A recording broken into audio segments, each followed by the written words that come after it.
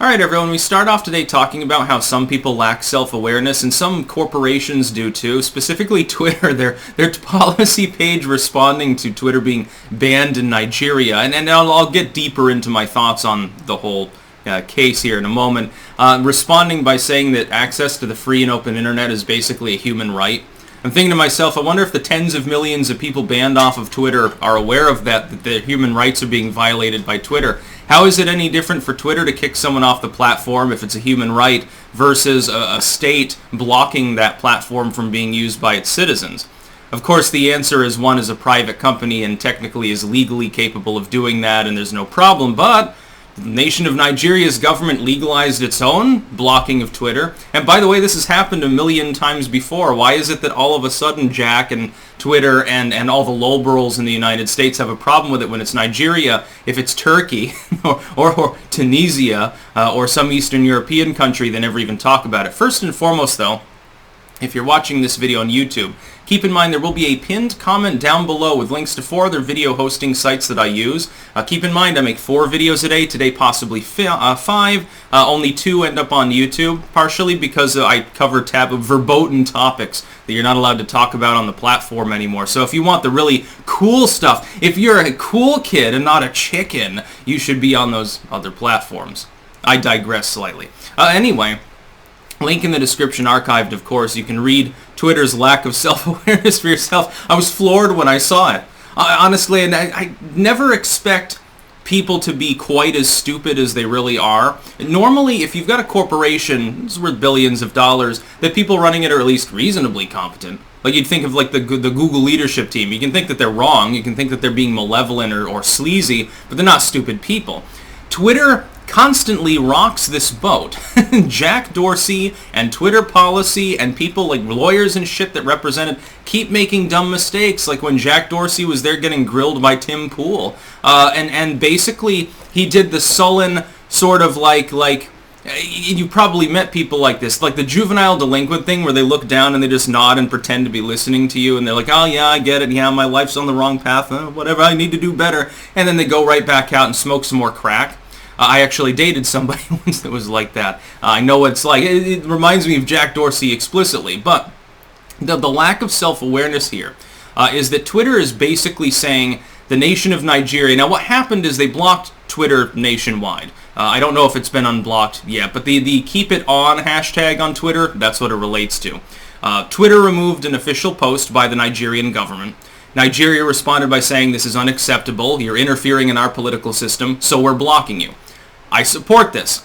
I do not support any government blocking access to a tech firm.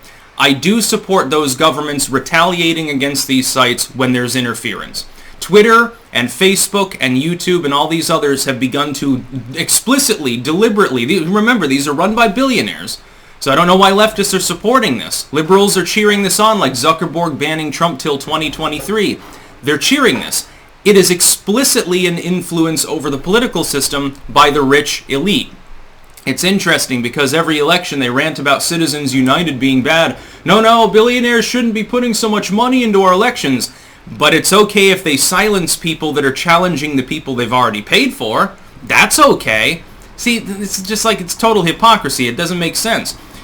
So Nigeria blocked them, and I applaud them for doing that, although I hope that Twitter will see the light, roll its eyes a little bit, restore the post, and then it'll get unblocked, because at the same time, as a libertarian, people should be able to speak freely. But when Twitter declares that Nigeria is effectively robbing people of their human rights, that literally in their posts they're like, well, access to the free and open internet is a fundamental human right in the modern age.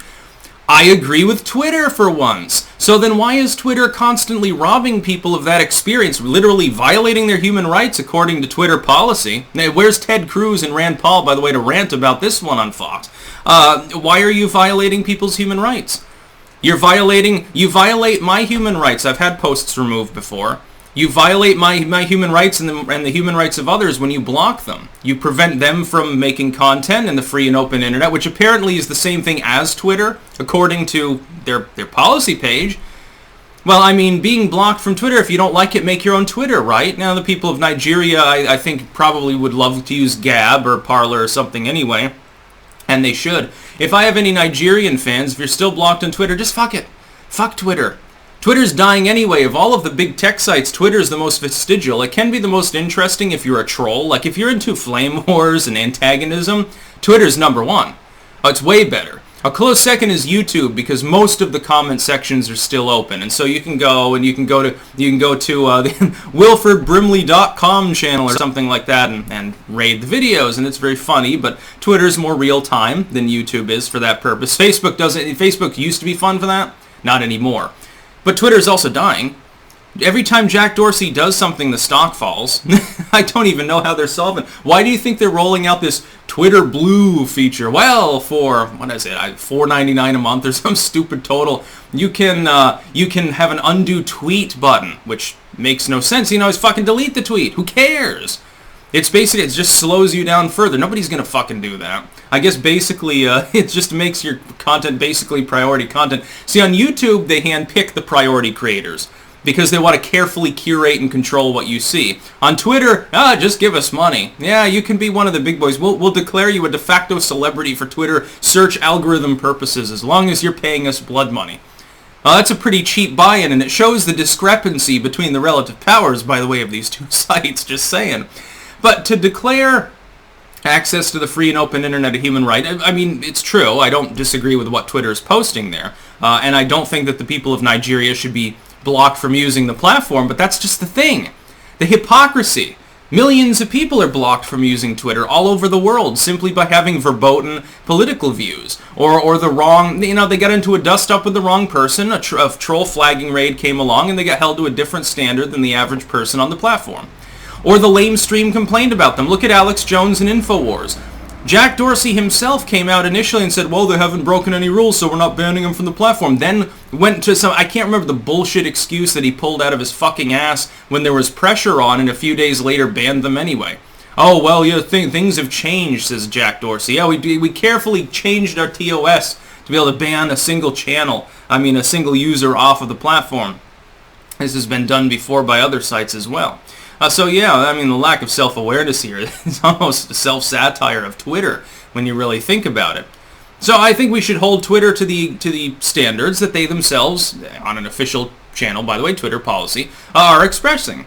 So access to Twitter is now a human right. Well, then, I guess that you can't ban people from Twitter for non-criminal behavior under U.S. law, because of course it's a U.S. company.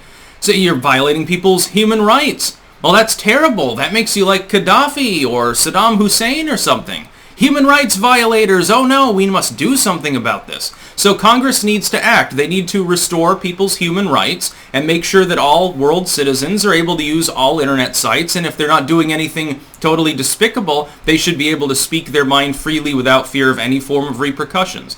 I think that this should be entered in as evidence before Congress about why Twitter should be not protected under 230 under its current guidelines, the way that it currently operates. But again, someone get it to Ted Cruz real quick, because, he's not as tech literate, so he probably doesn't know that this happened yet. That's about all. Peace out.